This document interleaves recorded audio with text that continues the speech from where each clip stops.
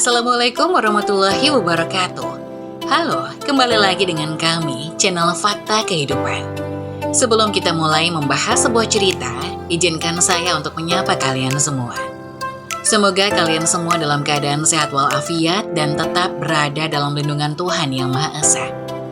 Oh iya, seperti biasa, kalian juga bisa komen-komen di kolom komentar. Kalian dari daerah mana saja? Atau sekedar memberikan kritik dan saran untuk channel kami.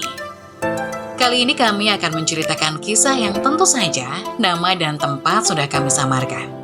Kisah kali ini menceritakan tentang Demi harta, seorang ayah tega usir anaknya sendiri dari rumah. Tak berselang lama, semuanya terkejut. Ternyata anaknya lakukan ini. Tidak usah berlama-lama lagi, kita masuk ke ceritanya.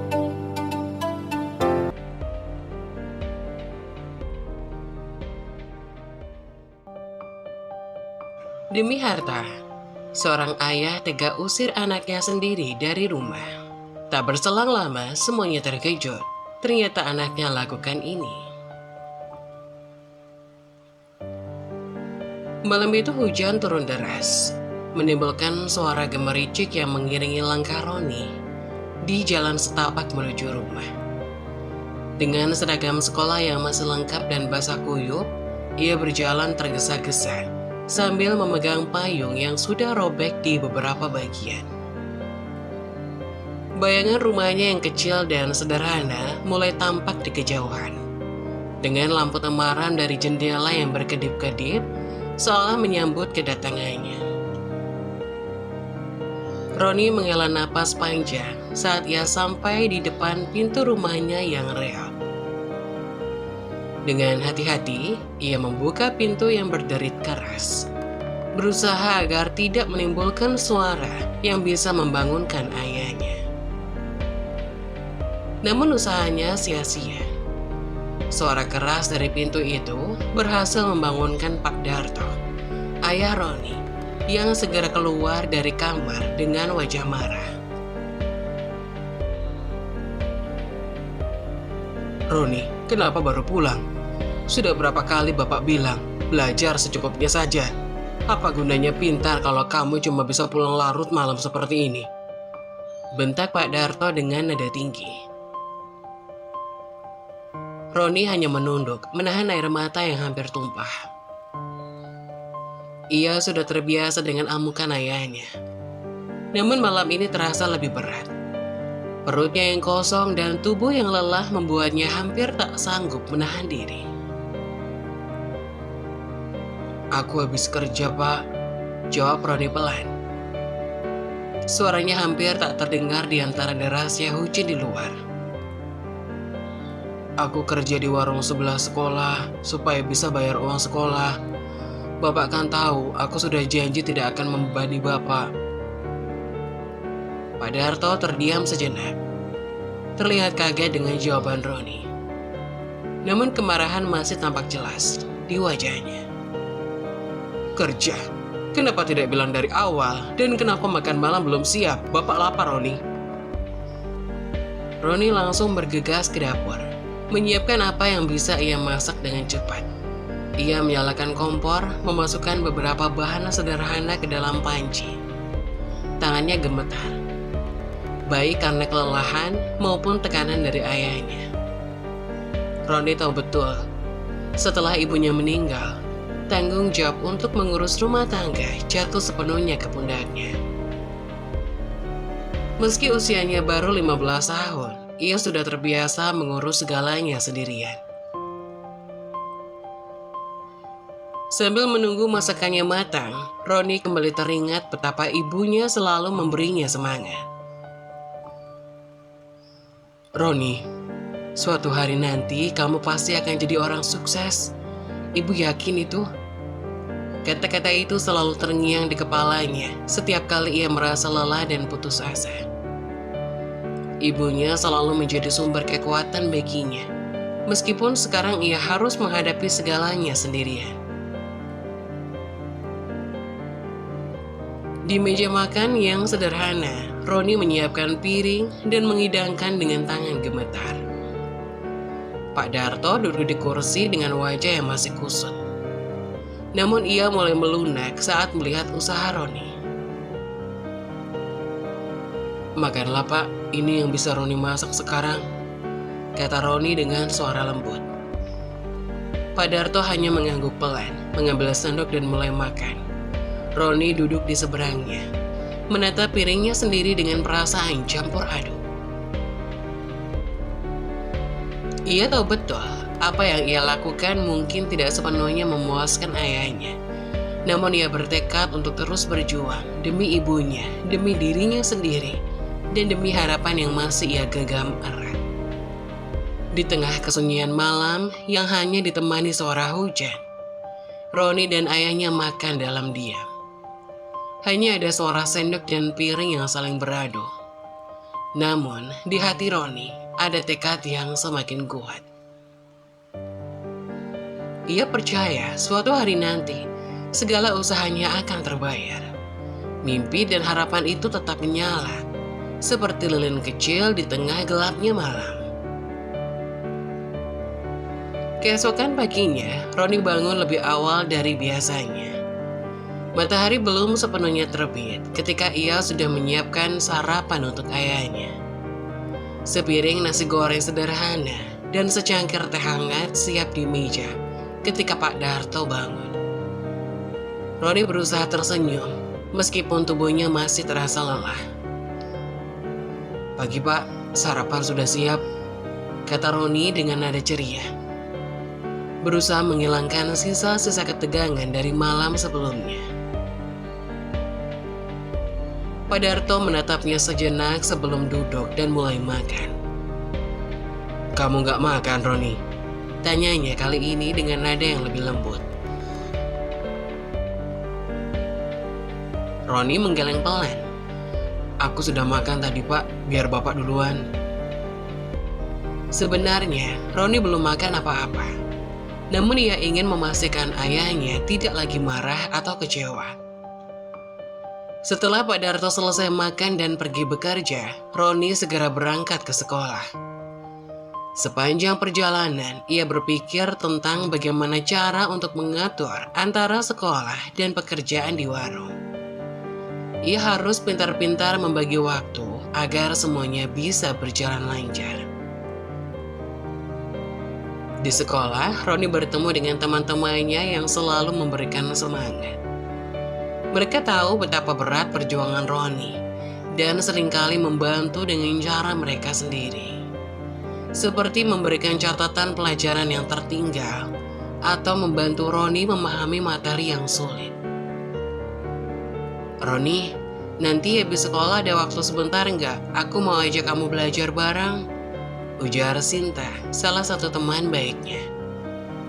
Roni tersenyum dan mengangguk. "Boleh Sin, tapi aku cuma bisa sebentar. Harus kerja di warung setelah itu." Mereka pun belajar bersama di perpustakaan sekolah, membahas soal-soal ujian yang akan datang. Roni merasa beruntung memiliki teman-teman yang selalu mendukungnya. Setelah selesai, Roni bergegas menuju warung tempatnya bekerja. Warung itu tidak besar, namun cukup ramai dengan pelanggan yang datang silih berganti.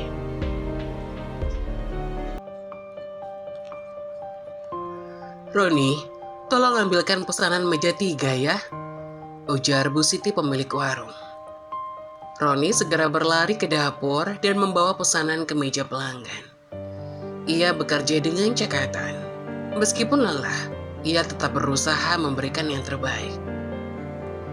Di tengah kesibukan, ia selalu teringat pada janji yang telah ia buat kepada ayahnya dan dirinya sendiri. Malam itu, saat pulang ke rumah, Roni menemukan ayahnya sudah tertidur di kursi ruang tamu. Wajah Pak Darto tampak lelah, namun ada kedamaian yang terpancar. Roni mendekat, menutupi ayahnya dengan selimut dan merapikan meja yang berantakan. Ia tersenyum kecil, merasakan kebahagiaan kecil yang membuat segala lelahnya seakan hilang. Roni duduk di samping ayahnya, menatap langit-langit rumah mereka yang sederhana. Ia berbisik pelan, seolah berbicara pada ibunya yang telah tiada. Ibu, Roni akan terus berusaha. Roni akan buat ibu bangga. Di tengah kesunyian malam itu, Roni merasa lebih kuat dari sebelumnya. Ia tahu perjalanan ini tidak mudah, namun dengan tekad dan semangat yang kuat, ia yakin bisa melewati segala rintangan. Hujan telah reda dan bintang-bintang mulai bermunculan di langit, seakan memberikan harapan baru bagi Roni dan mimpinya. Pagi itu, Roni berangkat ke sekolah seperti biasanya. Seragamnya rapi dan ia membawa tas berisi buku-buku pelajaran. Sesampainya di sekolah, langkahnya tiba-tiba terhenti ketika Bu Yanti, guru wali kelasnya, menghampirinya dengan senyuman. "Roni, ada yang ingin ibu bicarakan," kata Bu Yanti dengan nada lembut. "Ibu ingin kamu ikut Olimpiade Biologi tingkat provinsi. Kamu kan pintar sekali dalam mata pelajaran itu." Roni terdiam sejenak, bimbang. Perkataan ayahnya terngiang di telinganya. Ayahnya selalu menganggap lomba-lomba seperti itu hanya membuang-buang waktu. "Bu, saya pikir-pikir dulu. Ayah saya mungkin tidak akan setuju," jawab Roni pelan. Bu Yanti menatapnya dengan penuh pengertian. "Roni, ini kesempatan bagus. Cobalah bicarakan lagi dengan ayahmu. Ibu yakin kamu bisa." Roni mengangguk pelan dan melangkah menuju kelas. Di dalam kelas, ia melihat Cindy, teman sekelasnya yang juga berprestasi. Cindy selalu tampak ceria dan bahagia, didukung penuh oleh orang tuanya. Melihat Cindy, hati Roni sedikit terasa iri. Namun ia segera menggelengkan kepalanya kuat-kuat, menolak rasa iri itu. Ia tahu masalah orang memang berbeda-beda. Saat istirahat, Roni membuka brosur Olimpiade yang diberikan Bu Yanti. Hadiah yang ditawarkan cukup fantastis, dan ia membayangkan betapa bangganya ayahnya jika ia bisa memenangkan lomba tersebut. Semangat Roni kembali menyala. "Aku harus ikut. Aku harus bikin ayah bangga," pikirnya. Roni pulang dengan tekad bulat untuk mengikuti Olimpiade. Di rumah, ia mendekati ayahnya yang sedang duduk di ruang tamu. "Pak, aku ingin ikut Olimpiade Biologi tingkat provinsi. Hadiahnya lumayan besar, dan ini kesempatan bagus buatku," kata Roni dengan suara penuh harap. Pak Darto terdiam sejenak, menatap Roni dengan mata yang tajam. "Apa gunanya ikut lomba-lomba begitu? Kamu pikir bisa dapat uang dari situ?" "Pak, ini bukan cuma soal uang, ini soal kesempatan dan prestasi. Aku ingin membuktikan bahwa aku bisa," jawab Roni dengan penuh keyakinan. Pak Darto menghela napas panjang. "Baiklah, kalau memang kamu yakin silakan, tapi jangan sampai mengganggu pekerjaanmu." Roni tersenyum lega. "Terima kasih Pak, aku janji tidak akan mengecewakan." Beberapa bulan kemudian, Roni sibuk mempersiapkan diri untuk Olimpiade. Ia mengikuti bimbingan dari Bu Yanti dan belajar dengan tekun setiap malam. Akhirnya, hari yang dinantikan pun tiba. Roni berangkat ke tempat lomba dengan penuh semangat. Di ruang ujian, Roni melihat banyak peserta lain dari berbagai sekolah.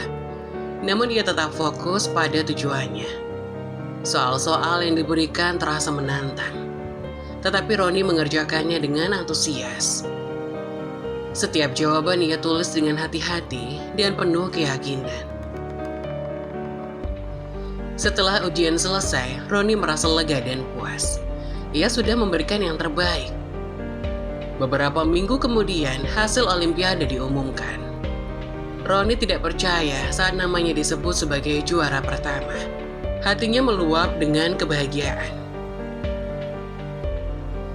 Hari itu Roni pulang dengan membawa piala dan hadiah yang besar. Di rumah, ia menyerahkan piala itu kepada ayahnya. "Pak, aku menang," kata Roni dengan senyum lebar.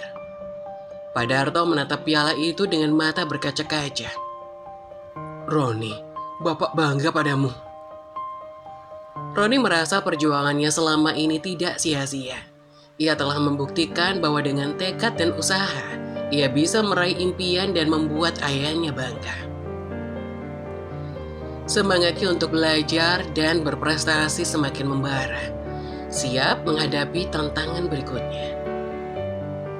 Pagi itu, sinar matahari menerobos masuk melalui jendela kamar Roni, membuatnya terbangun dengan semangat baru. Hari ini adalah hari Senin, hari di mana ia akan menerima penghargaan di depan seluruh sekolah. Setelah kemenangan di Olimpiade Biologi dan hadiah uang tunai sebesar 5 juta rupiah yang ia berikan pada ayahnya, Roni merasa bangga dan dihargai. Ayahnya, Pak Darto, untuk pertama kalinya menunjukkan kebanggaan yang nyata padanya. Saat upacara bendera dimulai, perasaan gugup menyelimuti Roni. Ia berdiri di barisan siswa-siswa berprestasi, menunggu namanya dipanggil. Ketika nama Roni disebut, sorak-sorai teman-temannya menggelegar, membuat hatinya berdebar penuh rasa bangga. Roni melangkah maju, menerima piala dan piagam dari kepala sekolah. Kemudian berfoto bersama dengan kepala sekolah dan guru pembimbingnya, Bu Yanti. Tepuk tangan meriah menggema di seluruh lapangan upacara, membuat momen itu semakin berkesan. Setelah upacara selesai, Roni merasa semakin termotivasi.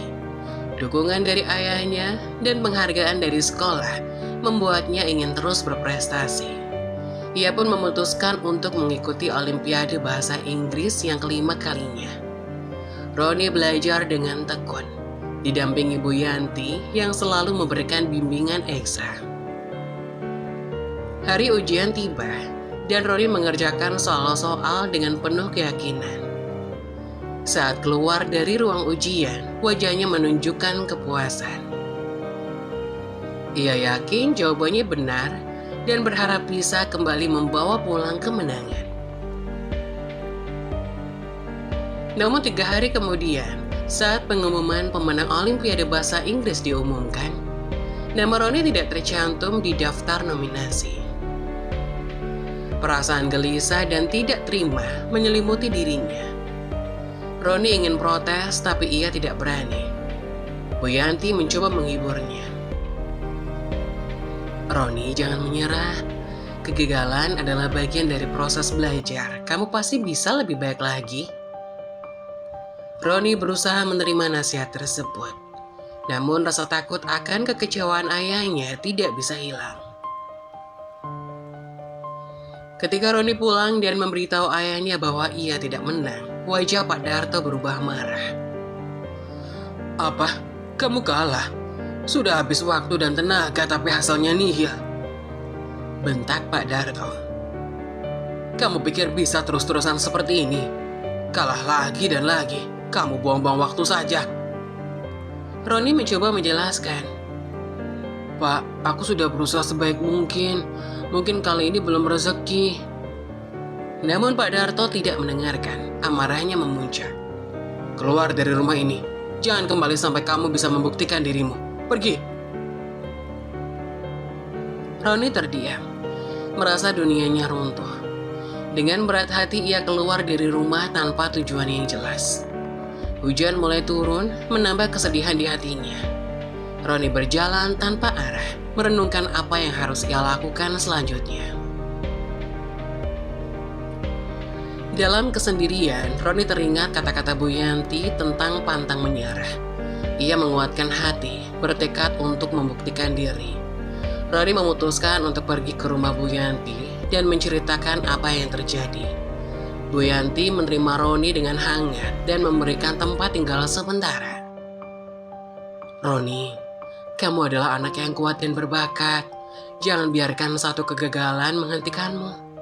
kamu bisa tinggal di sini sementara, dan kita akan cari cara supaya kamu bisa terus belajar dan berprestasi," kata Bu Yanti dengan tegas. Roni mengangguk, merasa ada secerca harapan. Meski hatinya masih sakit karena perlakuan ayahnya, ia tahu bahwa perjalanan belum berakhir. Dengan dukungan Bu Yanti dan tekad yang kuat, Roni berjanji pada dirinya sendiri untuk bangkit dan membuktikan bahwa ia bisa meraih mimpi-mimpinya.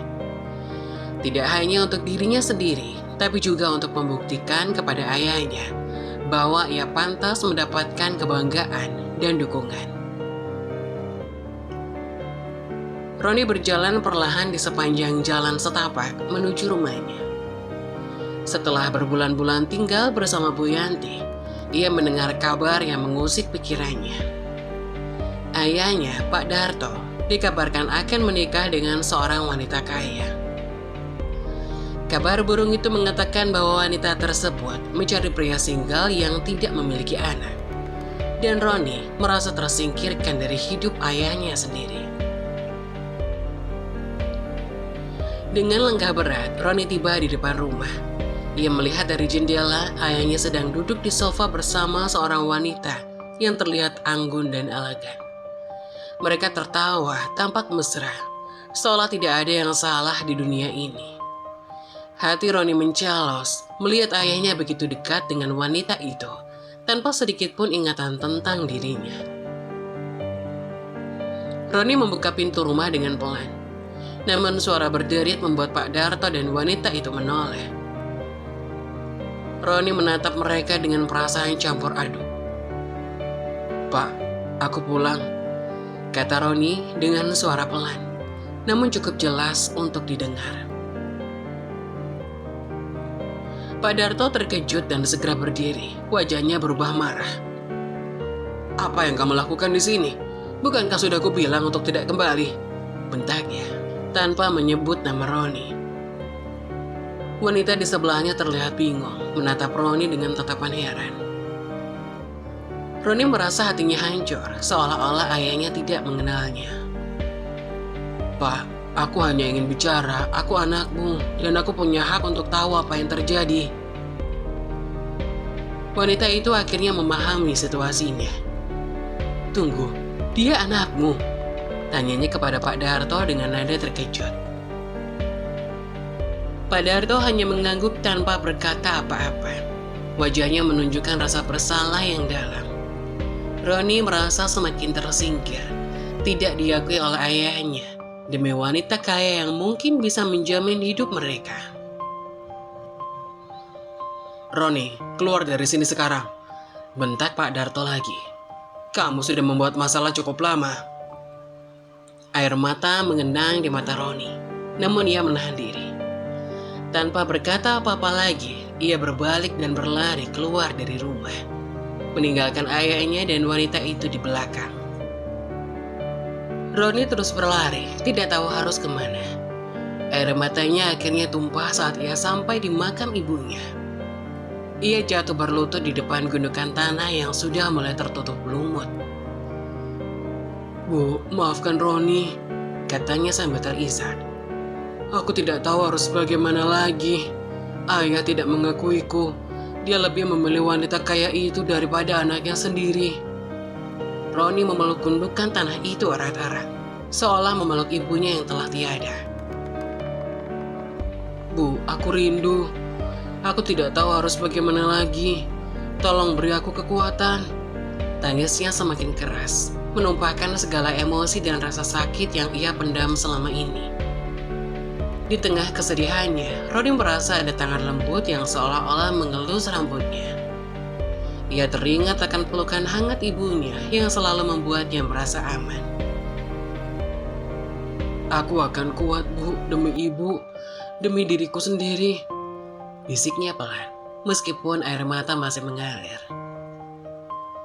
Roni bertekad untuk bangkit kembali. Meski hati hancur, ia tahu bahwa hidupnya terus harus berjalan. Dengan dukungan dari Bu Yanti dan tekad yang kuat, Roni memutuskan untuk terus berjuang dan menunjukkan kepada dunia bahwa ia bisa sukses meski tanpa dukungan ayahnya.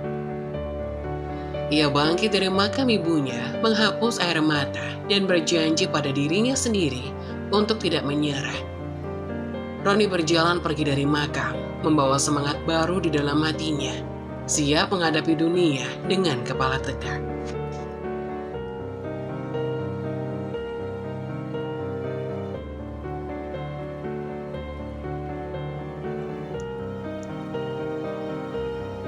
Saat-saat tersulitmu seringkali mengarah pada momen-momen terbesar dalam hidup.